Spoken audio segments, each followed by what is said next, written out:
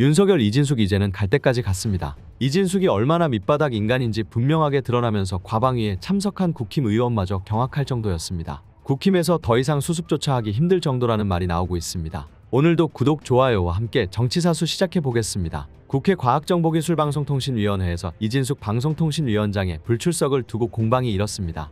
국회 과방위는 2일 오전 전체 회의를 열고 이 위원장을 불러 방통위 2인 체제 문제에 대한 현안 질의를 실시할 예정이었으나 이 위원장이 건강 이상을 이유로 불출석했습니다. 이에 야당은 출석 회피용 가짜 입원이라며 공세를 폈습니다. 민주당 소속 최민희 과방위원장은 회의를 열자마자 상임위 관계자에 이진숙 위원장이 오늘 출석을 하지 않았는데 어제 불출석 사유서가 도착했냐고 물으며 저는 못 봤다고 했습니다. 최 위원장은 불출석 사유서를 확인한 뒤 이 위원장이 건강 이상으로 입원한다고 자료를 제출했는데 어제 이 위원장은 용산에 가서 대통령과 면담하고 그 면담 과정이 방송으로 중계됐다며 그것을 고려할 때 불출석 사유서를 승인할 수가 없다고 했습니다. 이어 이 후보자가 오늘 오전 내 출석하도록 다시 한번 연락해달라며 이 위원장이 만에 하나 못 나올 경우엔 김태규 부위원장이 출석해야 한다고 주장했습니다. 민주당 간사 김현 의원도 김 부위원장이 참석하지 않고 청사에 있는 것은 직무유기라며 김 부위원장의 출석을 요구했습니다. 같은 당 한민수 의원은 방송통신 운영 파행과 후보자 의혹 검증을 위한 현안 질의를 위해 회의가 개최됐는데 파행 운영에 대한 위원들 질의에 방통위를 대표해서 답변할 수 있는 사람이 있냐며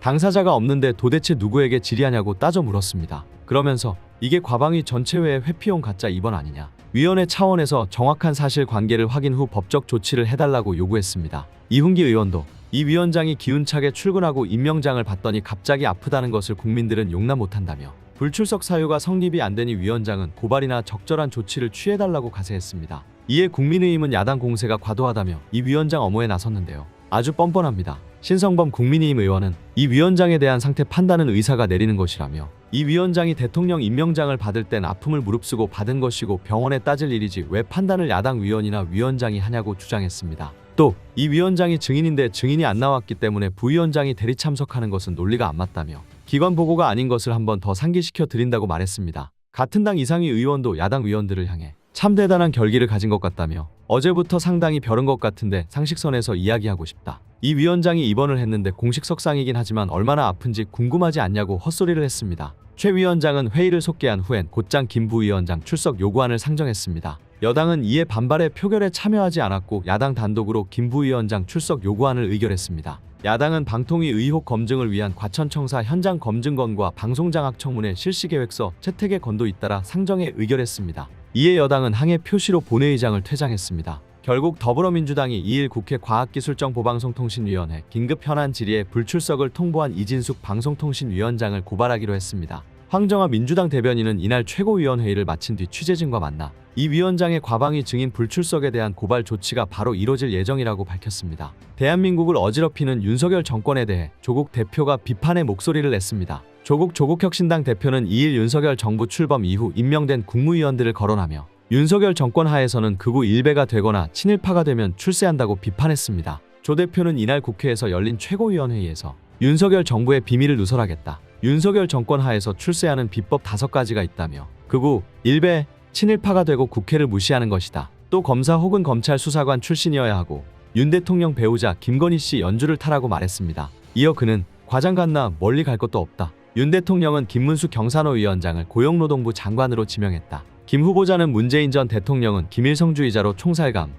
이진숙 방송통신위원장은 국회 청문회에서 위안부 문제는 논쟁적 사안이라 답변하지 않겠다라고 하는 등 이 정도로 국회를 우습게 여겨야 윤 대통령 눈에 드는 것 같다고 했습니다. 또 조 대표는 김영호 통일부 장관은 6.15 남북공동선언은 북한의 선동에 노란한 것이라는 말을 서슴지 않고 하는데 일베 유튜버 주장과 똑같다며 차관급인 김채환 국가공무원인 재계 발언장은 실제 극우 유튜버로서 중국 공산당이 박근혜 전 대통령 퇴진 시위에 영향력을 행사했다라는 기가 막힌 주장을 했다고 말했습니다. 이어 그는 친일파는 윤석열 정부에 아주 넘쳐난다. 신원식 국방부 장관은 이완용에 대해 매국노였지만 한편으로는 어쩔 수 없는 측면도 있었던 것이 사실이라고 한다며 김광동 진실화해 위원장은 친일 청산할 게 없다고 한다. 김낙연 한국중앙연구원장은 위안부 강제징용은 없었다.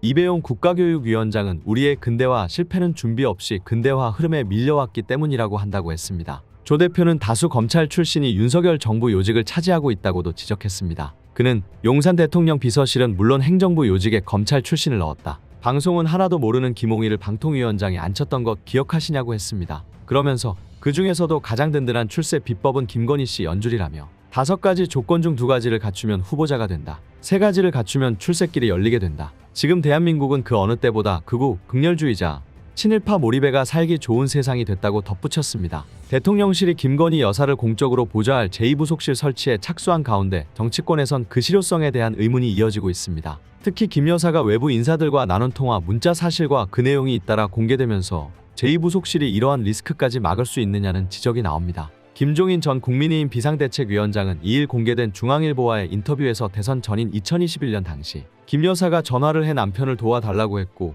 얼마 뒤에 윤 대통령 부부 자택인 아크로비스타 지하 식당에서 만났는데 부부가 함께 나왔다고 밝혔습니다. 김 여사가 일찍이 윤 대통령 일에 활발히 나서왔다는 점을 알 수 있는 대목입니다. 이어 김 전 위원장은 김 여사는 20분쯤 앉아있다가 먼저 일어섰고 단둘이 얘기하는 자리에서 윤석열 당시 검찰총장이 앞으로 도와주시면 잘 따르겠다고 하더라며 이후 도와주기 시작했는데 윤 전 총장이 대통령 후보가 된 후 마음이 바뀐 것 같다고도 설명했습니다. 김 전 위원장과의 통화는 정권 출범 전에 나눈 것이지만 최근까지도 김 여사가 정치권 안팎 인사들과 통화나 문자를 나눈 사실이 연이어 공개돼 논란을 낳았습니다. 대표적으로 총선 국면에서 한동훈 당시 국민의힘 비상대책위원장에게 보낸 문자 수통이 공개돼 국민의힘 전당대회를 뒤흔들었습니다. 영부인이 자신의 대국민 사과 여부를 남편인 대통령이 아닌 당대표와 직접 상의하려 했다는 데 대해 당무 개입 등 여러 논란을 낳았습니다. 해당 문자를 둘러싼 갈등 상황에서 진중권 광운대 교수가 공개한 김 여사와의 57분 통화도 파장을 낳았는데요. 진 교수는 총선 직후 거의 2년 만에 김 여사한테 전화가 왔다며 김 여사가 명품백 수수 의혹과 관련해 자신은 사과할 의향이 있었는데 주변에서 극구 말렸다고 했다는 등 통화 내용을 공개했습니다. 그러자 과거 윤 대통령 멘토로 알려진 심평 변호사도 라디오에 출연해 김 여사가 진 교수한테 상의하고 조언을 구했던 시점에 저한테도 전화를 했다고 통화 사실을 공개하며 자신은 사과해야 한다고 단호하게 말했다고 밝혔습니다. 연이어 김 여사가 외부인과 민감한 사안을 두고 통화한 사실이 알려지자 그의 처신을 두고 여권 내에서도 우려와 비판이 이어졌습니다. 급기야 김 여사에게 명품백을 전달한 최재형 목사는 김 여사와 1년 6개월 정도 메시지를 주고받았다며 해당 내용을 낱낱이 공개하기도 했습니다. 그러면서 최 목사는 김 여사가 정부 주요 인사에 개입했다고 주장했습니다. 민감한 현안을 두고 나눈 김 여사의 사적 대화가 잇따라 공개되면서 여권에선 또 언제 어느 루트를 통해 추가로 다른 문자나 녹취가 공개될까 우려하는 기류도 감지됩니다. 제2부속실을 통해 이 같은 김 여사의 소통 방식과 사후 폭로가 철저히 차단돼야 한다는 요구도 커지고 있습니다. 대한민국이 무너지고 있는 이유는 분명합니다. 윤석열 부부를 대한민국에서 추방시켜야 합니다.